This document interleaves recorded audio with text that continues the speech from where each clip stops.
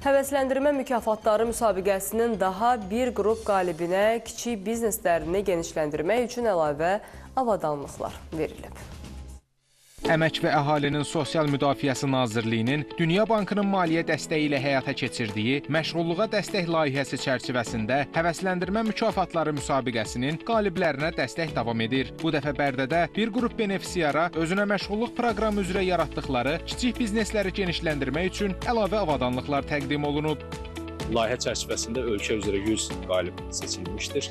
İndiyədək bugünkü günə də 77 nəfərə artıq əlavə avadanlıqlar təqdim edilmişdir. Bugün də Bərdə şəhərində biz Bərdə, Ağcabədi, Tərtər sakinlərinə qalib olmuş 7 nəfər sakinə əlavə avadanlıqların verilməsini təmin edirik.